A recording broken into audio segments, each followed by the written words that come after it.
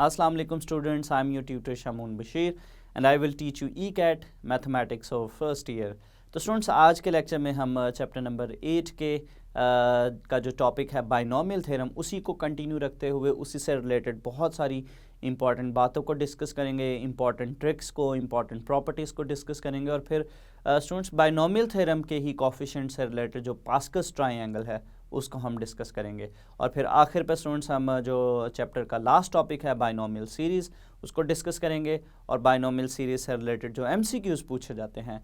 उनके बारे में कुछ डिस्कशन करेंगे। तो चलिए हम चलते हैं लाइट बोर्ड की तरफ और आज का लेक्चर शुरू करते हैं। तो स्टूडेंट्स आज के इस लेक्चर में हम चैप्टर नंबर 8 जो कि mathematical induction and binomial theorem है, बाइनोमियल थ्योरम को ही कंटिन्यू रखते हुए इसकी हम आज कुछ और बहुत सारी इंपॉर्टेंट बातों को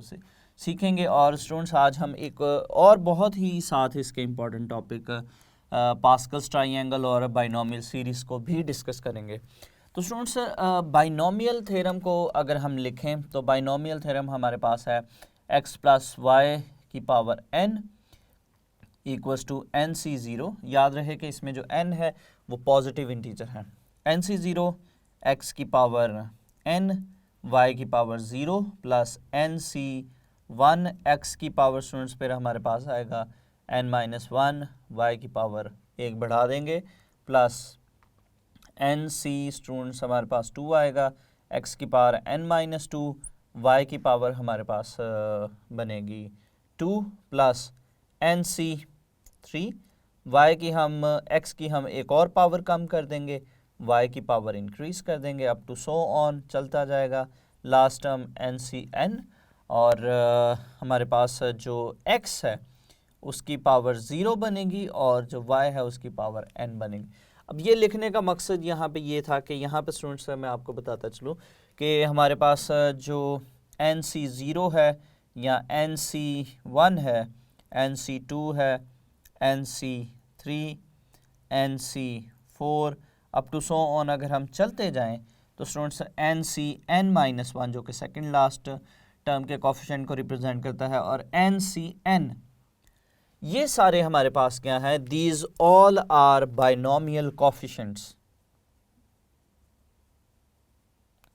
बाइनोमियल कोफिशिएंट्स। तो इन्हीं से रिलेटेड हम कुछ बहुत ही इंपॉर्टेंट ट्रिक्स को, बहुत ही इंपॉर्टेंट MCQs को डिस्कस करेंगे। तो स्टूडेंट्स हमारे पास ये जो बाइनोमियल कोफिशिएंट्स है इनके अगर हम सम की बात करें यानी सम ऑफ,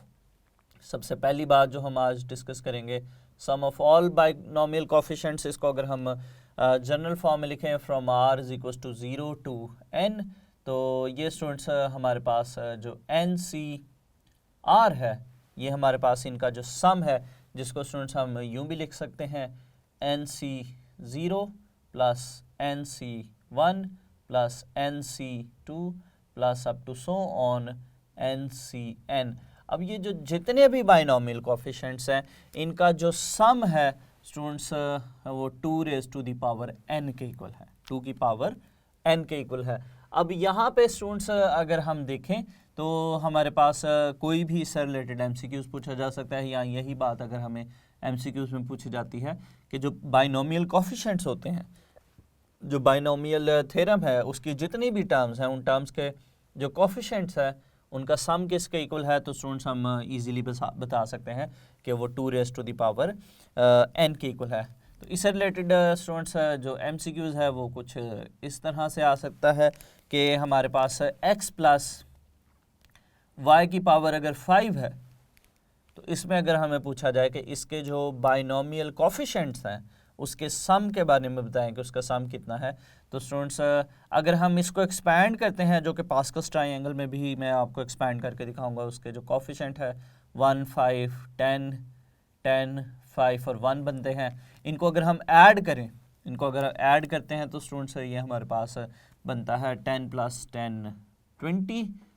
30 और ये टोटल सम जो है वो अगर हम देखें इन सब का जो सम है वो हमारे पास बनता है 32। अब यहाँ पे स्टूडेंट्स इस फॉर्मूला के ज़रिए से अगर हम देखें तो हमारे पास फॉर्मूला है 2 की पावर n विच इज़ 2 की power 5 which is equal to 32। तो इसका मतलब है कि ये हमारे पास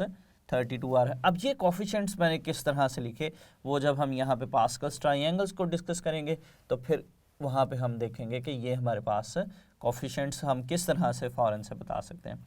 नंबर 2 पे स्टूडेंट्स अगर हम जो ऑड कोफिशिएंट्स या इवन कोफिशिएंट्स की बात करते हैं, अगर हम उनके सम की बात करते हैं तो स्टूडेंट्स अगर हमारे पास जो इवन कोफिशिएंट्स है,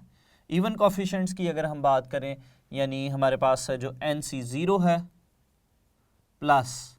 NC स्टूडेंट्स हमारे पास 2 प्लस NC हमारे पास नेक्स्ट टर्म बनेगी 4 plus up to so on plus NCN, ये स्टूडेंट्स हमारे पास हैं इवन कोफिशिएंट्स। इवन कोफिशिएंट्स का जो सम है वो 2 की पावर n-1 बनता है। इसी तरह से स्टूडेंट्स नंबर 3 को हम डिस्कस करते हैं। नंबर 3 पे हमारे पास है अगर हम ऑड कोफिशिएंट्स का सम लेते हैं यानी NC। इसी तरह से स्टूडेंट्स अगर हम ऑड कोफिशिएंट्स का सम करें NC1 plus NC3 plus NC5 plus NC7 plus up to so on plus NCN-1, तो ये ऑड कोफिशिएंट्स है। तो ऑड कोफिशिएंट्स का जो सम है वो 2 की पावर n-1 के इक्वल है, यानी जो इवन कोफिशिएंट्स है उनका सम 2 की पावर n-1 है और इसी तरह से जो ऑड कोफिशिएंट्स है उनका जो सम है वो भी 2 की पावर n-1 के इक्वल है। इसी तरह से नेक्स्ट स्टूडेंट्स इसी में अगर हम बात करें नंबर 4 पे, नंबर 4 पे स्टूडेंट्स अगर हमारे पास ये सम कुछ इस फॉर्म में है r is equal to 0 to n और यहाँ पे स्टूडेंट्स अगर हमारे पास NCR इसका स्क्वायर है, अगर स्क्वायर की फॉर्म में है तो स्क्वायर की फॉर्म में है तो स्टूडेंट्स ये हमारे पास कुछ इस तरह से बनेगा NC0 का स्क्वायर प्लस NC1 का स्क्वायर प्लस NC2 का square plus up to so on plus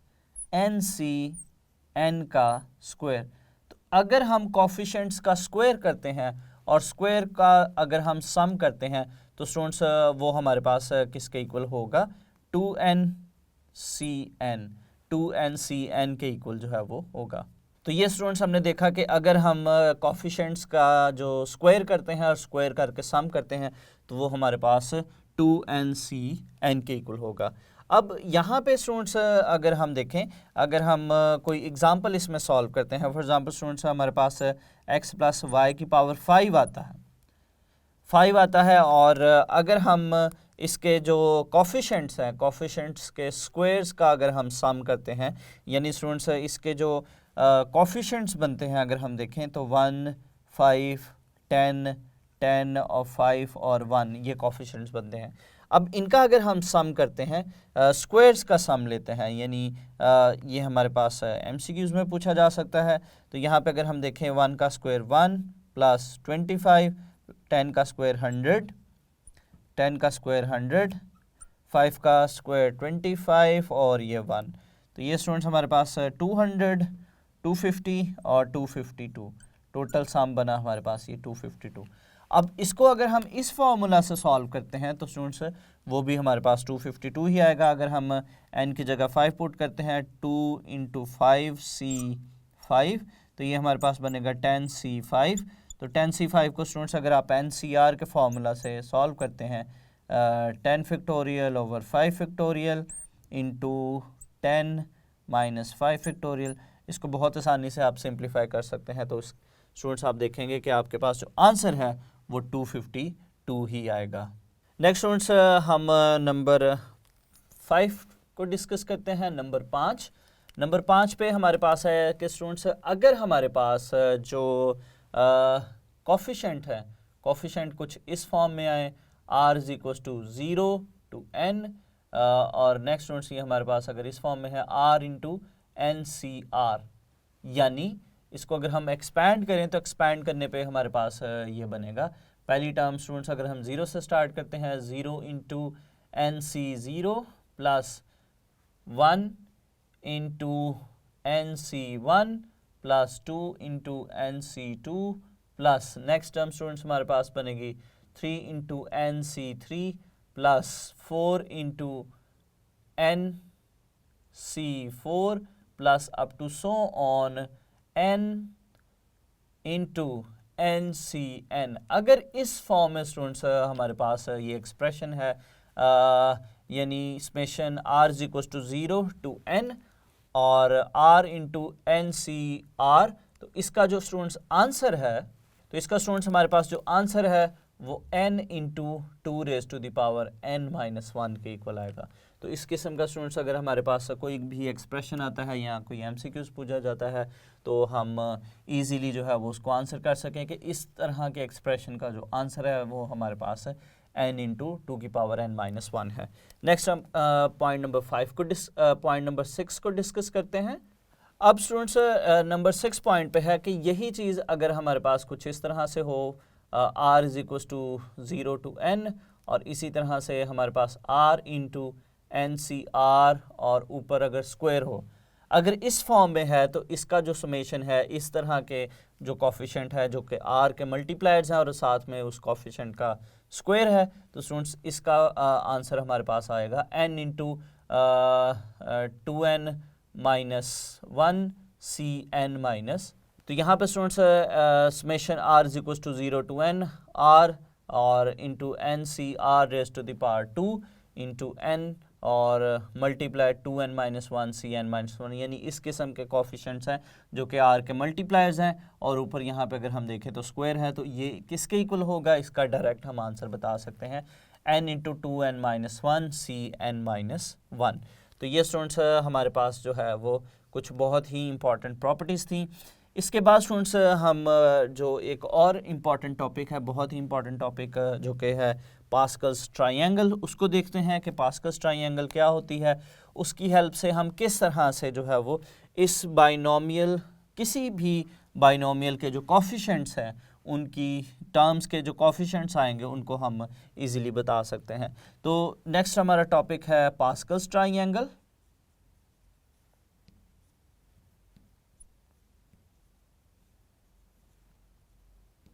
Pascal's triangle, तो स्टूडेंट्स पास्कल्स ट्रायंगल बेसिकली क्या है या किस लिए यूज़ होती है। हमारे पास ये जो बाइनोमियल थ्योरम डिफरेंट टाइप के हैं, यानी अगर पावर 2 आती है तो या 3 आती है या 4 आती है, तो उसके जो कॉफिशेंट्स आते हैं उनके कॉफिशेंट्स को स्टूडेंट्स NC0 या NC2 या इन फार्मूलाज की हेल्प से तो इसको सॉल्व करना, निकालना थोड़ा मुश्किल काम है। पास्कल्स ट्रायंगल्स से कि हम क्या करेंगे कि फ़ौरन से हम देख के बता देंगे कि हमारे पास उस पर्टिकुलर बाइनोमियल के जो कॉफिशेंट्स हैं वो क्या आएंगे। तो यहाँ पे स्टूडेंट्स पास्कल्स ट्रायंगल किस तरह से है, सबसे पहले यहाँ पे हम लिखेंगे 1 और 1 के बाद स्टूडेंट्स हम फिर से इसी 1 को यहाँ पे यूँ नीचे उतार लेंगे, फिर इस 1 को नीचे हम यूँ इसी तरह से उतार लेंगे, फिर स्टूडेंट्स नेक्स्ट इसी 1 को हम यहाँ पे लिखेंगे और इन दोनों का स्टूडेंट्स हम क्या करेंगे, इन दोनों नंबर्स का हम सम लेंगे और सम करने पे हम उसको यहाँ पे लिखेंगे और इसी तरह से फिर हम यहाँ पे भी 1 नीचे उतार लेंगे और फिर स्टूडेंट्स नेक्स्ट हम फिर से 1 यहाँ पे लिखेंगे, फिर हम इन दोनों नंबर्स को ऐड करेंगे 1 + 2, उसको उस नंबर को हम यहाँ पे इनके सेंटर में लिख देंगे 3 और इसी तरह से स्टूडेंट्स हम क्या करेंगे कि हम इन दोनों नंबर्स का सम करेंगे। इन दोनों नंबर्स का अगर हम सम करेंगे तो 2 + 1 ये हमारे पास आएगा 3 और यहाँ पे स्टूडेंट्स हम फिर से क्या करेंगे 1। तो बिल्कुल जो फर्स्ट और लास्ट टर्म है वहाँ पे हम हमेशा 1 लिखेंगे और सेंटर में स्टूडेंट्स हम क्या कर रहे हैं कि जो दो नंबर्स ऊपर होंगे उनका यहाँ पे हम उसके सेंटर में जो है वो सम लिखेंगे। यानी सबसे पहले दोबारा से बताता चलूँ, यहाँ पे हम लिखेंगे 1, उसके बाद फिर से यहाँ पे हम 1 लिखेंगे और यहाँ पे 1 लिखेंगे।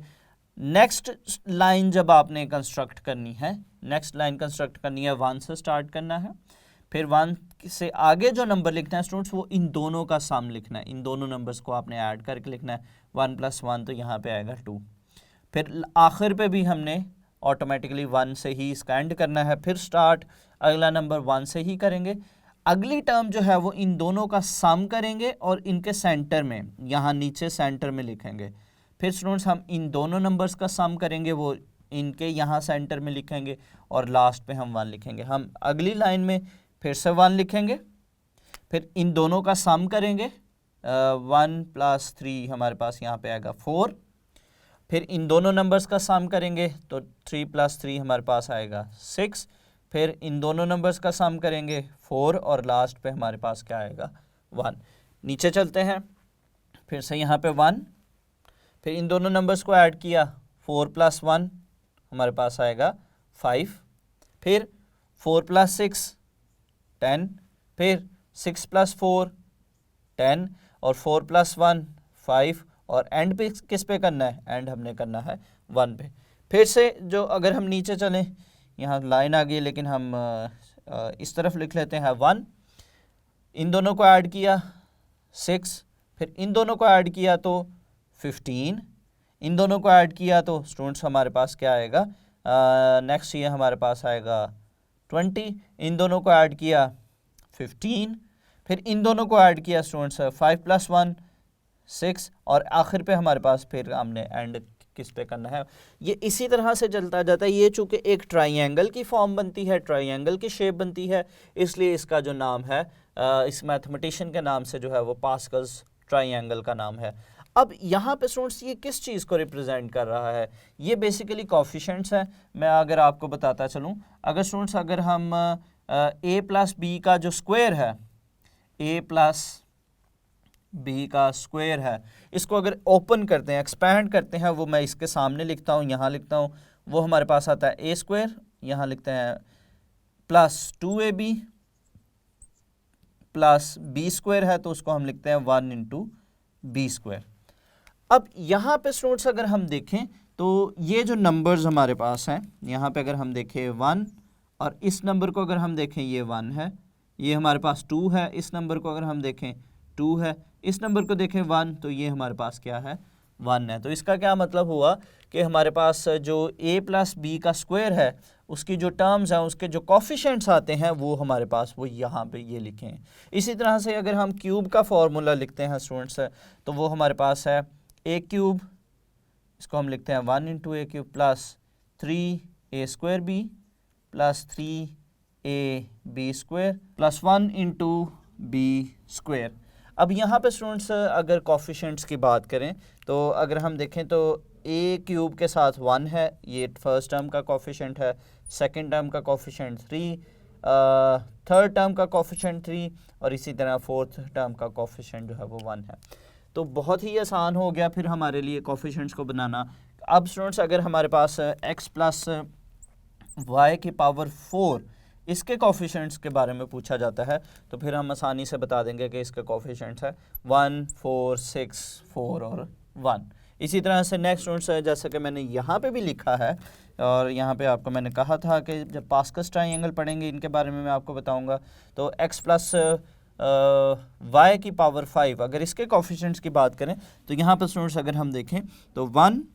और इसी तरह से नेक्स्ट 5, इसी तरह से नेक्स्ट 10, फिर 10, फिर 5 और ये 1 है। तो ये पास्कल्स ट्राइंगल है जिसकी हेल्प से आप बहुत ही आसानी से बता सकते हैं कि जो बाइनोमियल, कोई भी बाइनोमियल आ जाता है उसके जो कोफिशिएंट्स हैं वो क्या होंगे। तो नेक्स्ट स्टूडेंट्स हम इसी की कुछ और बहुत इंपॉर्टेंट प्रॉपर्टीज़ को, कुछ ट्रिक्स को और एमसीक्यूज़ को डिस्कस करते हैं। तो अब स्टूडेंट्स हम इसी से रिलेटेड, कोफिशिएंट से रिलेटेड ही कुछ बहुत ही इम्पॉर्टेंट ट्रिक्स को मैं डिस्कस करूँगा। तो यहाँ पे स्टूडेंट्स अगर हम देखें तो ये जो हमारे पास कोफिशिएंट्स हैं, इन्हीं कोफिशिएंट से रिलेटेड अगर हम स्टूडेंट्स NC0 की बात करें तो NC0 जो है स्टूडेंट्स ये 1 के इक्वल होता है। इसी तरह से स्टूडेंट्स अगर हम NC1 की बात करते हैं, NC1 की बात करते हैं स्टूडेंट्स, NC0 जो है वो 1 के इक्वल है, NC1 है ये n के इक्वल होता है। और इसी तरह से NCn की अगर हम बात करें तो ये भी स्टूडेंट्स 1 के इक्वल होता है। तो इन दो बातों को स्टूडेंट्स आपने याद रखना है कि ये वाली जो दो चीज़ें हैं, यानी NC0 जो है ये भी 1 के इक्वल है और इसी तरह से जो NCn है वो भी किसके इक्वल है, वो स्टूडेंट्स वो भी 1 के इक्वल है। और अगर NC1 आ गया यानी 4C1 है तो वो 4 होगा, अगर 5C1 है तो वो 5 होगा, अगर 10C1 है तो वो किसके इक्वल होगा, 10 के इक्वल होगा। तो एक ये बात स्टूडेंट्स हम याद रखेंगे इस चीज़ को। इसी तरह से नंबर 2 पे स्टूडेंट्स हम याद रखेंगे कि जो NCR है और NCn-R है ये भी आपस में इक्वल होंगे। इसको हमने चैप्टर नंबर 4 में भी डिस्कस किया था। ये किस तरह से बना है इसकी भी बेस हम देखते हैं कि ये कहाँ से आया। चूँकि स्टूडेंट्स यहाँ पे अगर हम देखें, अगर हम इस जगह पे देखें तो हमारे पास जब हमने पास्कल्स ट्रायंगल डिस्कस की थी तो उसमें स्टूडेंट्स अगर हम कुछ कोफिशिएंट्स को डिस्कस करें, अगर हम a+b² देखें तो उसमें हमारे पास ये कुछ इस तरह से था, फिर हमारे पास स्टूडेंट्स ये इस तरह से था कुछ, फिर नेक्स्ट अगर हम देखें तो हमारे पास ये 4 6 3 + 1 4 1, और इसी तरह से नेक्स्ट अगर हम देखें 1 5 10, और इसी तरह से 10, और इसी तरह से 4 + 1 5 1। नेक्स्ट अगर हम लिखना चाहें तो 1 6, और ये हमारे पास बनेगा 5 + 10 15 20, और इसी तरह से ये हमारे पास स्टूडेंट्स बनेगा 15, ये हमारे पास बनेगा 6 और 1। अब यहाँ पे स्टूडेंट्स अगर हम देखें तो हमारे पास ये जो कोफिशिएंट्स हैं, अब अगर हम इसी से इस ट्रायंगल से ही देखें, पास्कल्स ट्रायंगल की हेल्प से ही, तो स्टूडेंट्स यहाँ पे जो स्टार्ट वाला कोफिशिएंट है और इधर से जो एंड वाला कोफिशिएंट है ये आपस में इक्वल है। इधर से स्टूडेंट्स हमारे पास सेकंड वाला और उधर से स्टूडेंट्स हमारे पास जो सेकंड लास्ट है ये आपस में इक्वल है। इसी तरह से नेक्स्ट अगर हम चलें तो स्टूडेंट्स यहाँ पे अगर हम देखें तो ये हमारे पास फर्स्ट है, ये लास्ट कोफिशिएंट है, ये आपस में इक्वल है। यहाँ पे इससे सेकंड, वहाँ से सेकंड लास्ट, और इसी तरह से यहाँ पे भी अगर हम देखें first last second second last third, और यहाँ से ये थर्ड लास्ट। तो स्टूडेंट्स इसका क्या मतलब हुआ कि यहाँ पे अगर हम देखें तो हमारे पास NC0 जो है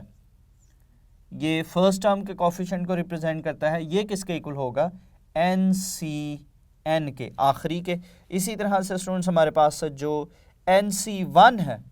इसकी अगर हम बात करें तो ये हमारे पास किसके इक्वल होगा, सेकंड लास्ट के, NCN-1। इसी तरह से स्टूडेंट्स हमारे पास यहाँ से जो थर्ड है NC3, वहाँ से थर्ड लास्ट के इक्वल होगा NCN-3, और इसी तरह से स्टूडेंट्स अगर NC4 है तो ये किसके इक्वल होगा, NCN-4 के। और इसी तरह से चलते जाएं, अगर NCR है, जनरलाइज करें तो ये क्या बनेगा फिर, NCN-R, जो कि इस चीज़ को देखें और अब इस चीज़ को अगर हम देखें तो ये दोनों ये किस तरह से बना, ये हमारे पास कुछ इस तरह से बना। बात का मकसद क्या है बताने का कि जो हमारे पास कोफिशिएंट्स हैं, शुरू वाले और आखिर वाली पोजीशन वाला कोफिशिएंट, फिर यहाँ से सेकंड, वहाँ से सेकंड लास्ट, यहाँ से थर्ड, यहाँ से थर्ड लास्ट, यहाँ से फोर्थ और यहाँ से फोर्थ लास्ट, ये कोफिशिएंट्स आपस में क्या होते हैं, ये आपस में इक्वल होते हैं।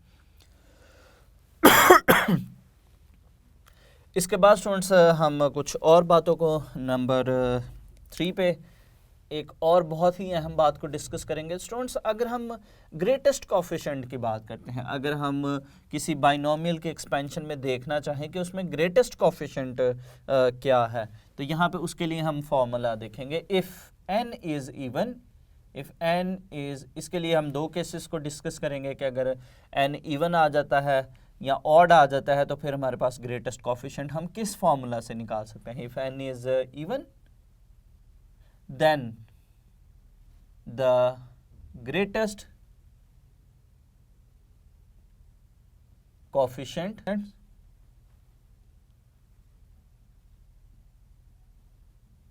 will be NCN divided by 2। तो स्टूडेंट्स अगर हमारे पास n इवन आ जाता है तो हमारे पास जो ग्रेटेस्ट कोफिशिएंट है वो क्या होगा, NCN/2। अब स्टूडेंट्स हमारे पास बहुत ही इस चीज़ की एक्सप्लेनेशन के लिए भी और वैसे भी हम एक इम्पॉर्टेंट MCQs डिस्कस करते हैं कि अगर हमारे पास x + y की पावर 6 है, अब MCQs आ गया कि इसका जो ग्रेटेस्ट कोफिशिएंट है वो बताएं, तो अगर तो स्टूडेंट्स आप इसको एक्सपैंड करना शुरू हो जाएंगे, अगर आपको ये बात नहीं पता होगी, आप इसको एक्सपैंड करेंगे जिसमें आपका ढेरों टाइम वेस्ट होगा। तो फिर ज़रूरी क्या है कि आप इस फार्मूला को याद रखिएगा, इसको फ़ौरन से इस पे अप्लाई करें। n हमारे पास 6 है, तो यहाँ पे स्टूडेंट्स अगर हम देखें इसको सॉल्व करें, 6c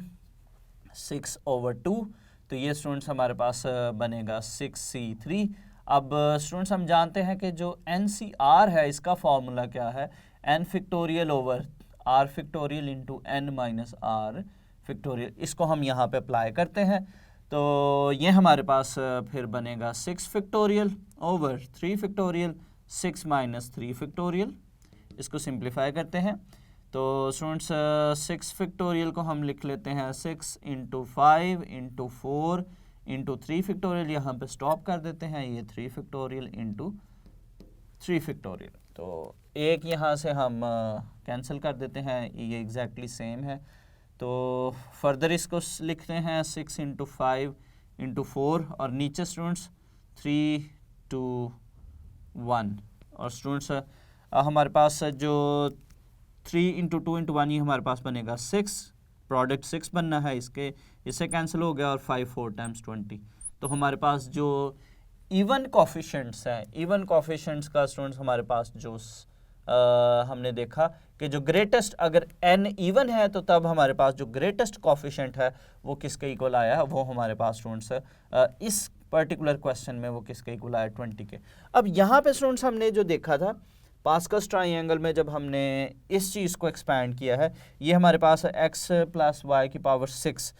6 के कोफिशिएंट्स को रिप्रेजेंट करता है। इसमें सबसे देखें तो इन वैल्यूज़ में सबसे बड़ी वैल्यू हमारे पास कौन सी है, 20।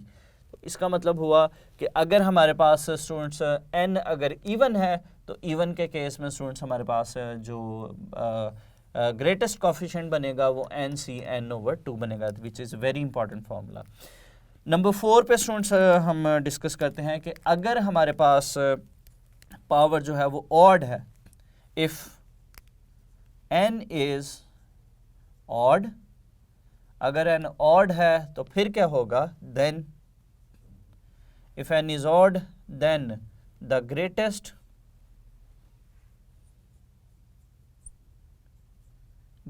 coefficient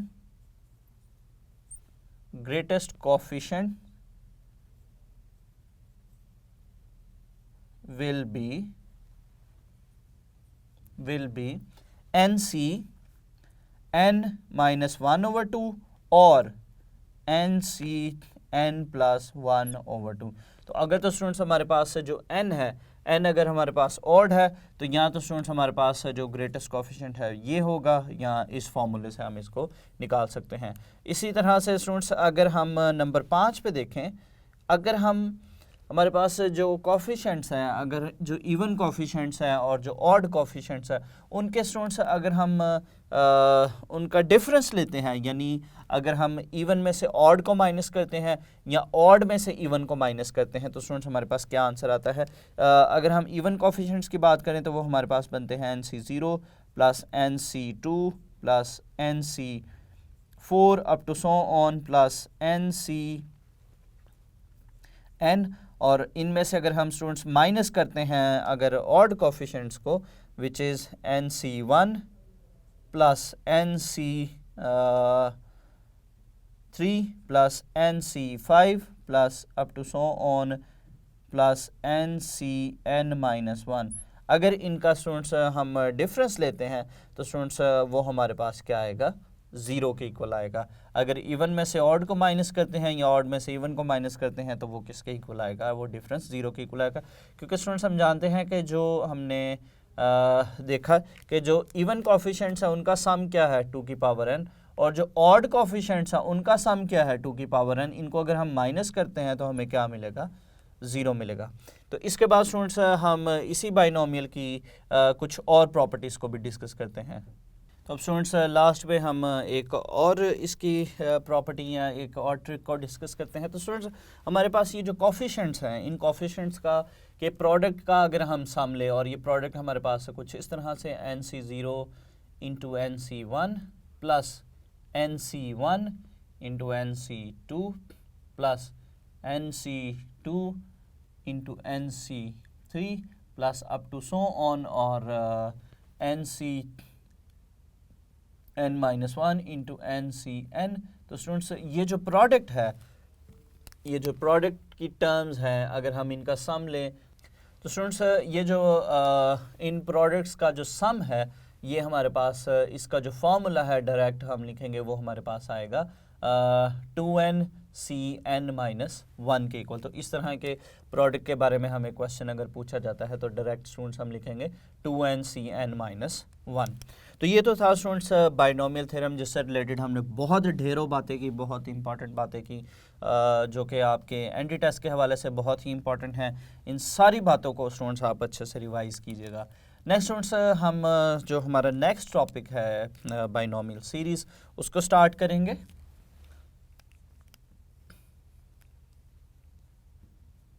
बाइनोमियल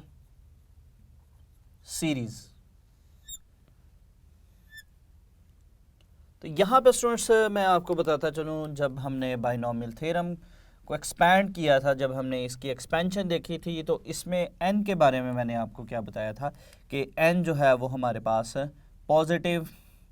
इंटीजर है। Positive integer. तो यहाँ पे स्टूडेंट्स अगर हम बाइनोमियल सीरीज़ की बात करते हैं तो स्टूडेंट्स अब अगर हम x प्लस वाई की पावर n देखें, x प्लस वाई की पावर n को देखते हैं, तो यहाँ पे स्टूडेंट्स हमारे पास जो x है वो 1 के इक्वल है, और इसी तरह से जो y है, y को अगर हम x लिखते हैं, और n की अगर हम बात करें तो इसमें स्टूडेंट्स बहुत ही इंपॉर्टेंट कि जो n है, n या तो हमारे पास इसमें स्टूडेंट्स होगा नेगेटिव होगा, या स्टूडेंट्स हमारे पास क्या होगा, या ये फ्रैक्शन में होगा, यानी नेगेटिव इंटीजर होगा या नॉन इंटीजर होगा, यानी n इज नेगेटिव,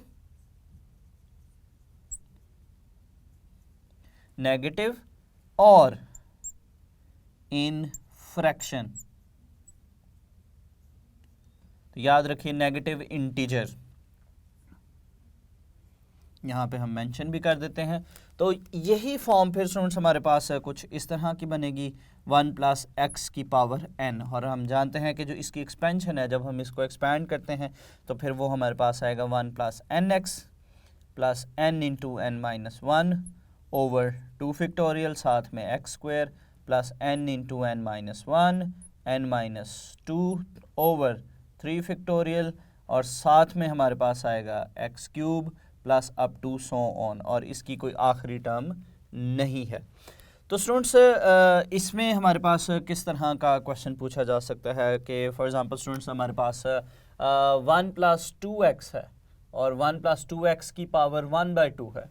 तो स्टूडेंट्स हमें पूछा जा सकता है कि इसकी फर्स्ट 3 टर्म्स तक इसको एक्सपैंड करें या फर्स्ट 4 टर्म्स तक एक्सपैंड करें। तो इसको स्टूडेंट्स अगर हम फर्स्ट 3 टर्म्स तक एक्सपैंड करते हैं तो इसी फार्मूला को अगर हम यूज़ करें, पहली 3 टर्म्स अगर हम इसकी लिखना चाहते हैं, तो सबसे पहले 1 आएगा, 1 प्लस एन एक्स, ये हमारे पास n को रिप्रेजेंट कर रहा है, ये x को, 1 plus N X, n into X plus n minus one over 2 factorial, और साथ में हमारे पास इसका एक्स स्क्वायर। तो ये हमने इसकी फर्स्ट 3 टर्म्स तक जो है वो इसको एक्सपैंड कर लिया है। नेक्स्ट जो इससे रिलेटेड पूछा जाता है क्वेश्चन, और जो पूछा भी गया है, कि हमारे पास जो बाइनोमियल सीरीज़ है, जो बाइनोमियल सीरीज़ है वो कब कन्वर्ज करती है। तो उसके लिए स्टूडेंट्स हम याद रखेंगे कि हमारे पास हमेशा यहाँ पे जो x है, mod of x should always be less than 1। जब स्टूडेंट्स मॉड x जो है वो हमेशा लेस देन 1 होगा, इसको हम कुछ इस तरह से भी लिख सकते हैं, x greater than -1 and x greater than -1 and less than +1। तो ये कंडीशन अगर स्टूडेंट्स होल्ड हो रही होगी तो तब हमारी जो सीरीज़ है वो कन्वर्ज करेगी, यानी उसका जो सम है वो कोई फाइनाइट नंबर होगा। तो स्टूडेंट्स यहाँ से भी हमें पूछा जा सकता है कि इसका जो है वो इंटरवल ऑफ कन्वर्जेंस बताएं, या इस पे कंडीशन बताएं कन्वर्जेंस की। तो स्टूडेंट्स हमने जो इस पे याद रखना है कि हम क्या करेंगे कि यहाँ पे जो भी हमारे पास x है उसको हम उसका मॉड जो है वो लेस देन 1 इस तरह से रखेंगे। फिर हम इसको कुछ इस तरह से भी लिख सकते हैं, mod x is less than 1/2, और फर्दर इसको स्टूडेंट्स अगर हम सॉल्व करें तो फिर ये हमारे पास बनेगा x is greater than -1/2 and less than +1/2। इसी तरह से स्टूडेंट्स अगर हमें एक और क्वेश्चन पूछा जाता है कि हमें स्टूडेंट्स 1 माइनस 3x की पावर 1/2 इसका फाइंड आउट करें आप इंटरवल ऑफ कन्वर्जेंस, तो हम क्या करेंगे, -3x मॉड लेस देन 1। तो याद रखिएगा स्टूडेंट्स,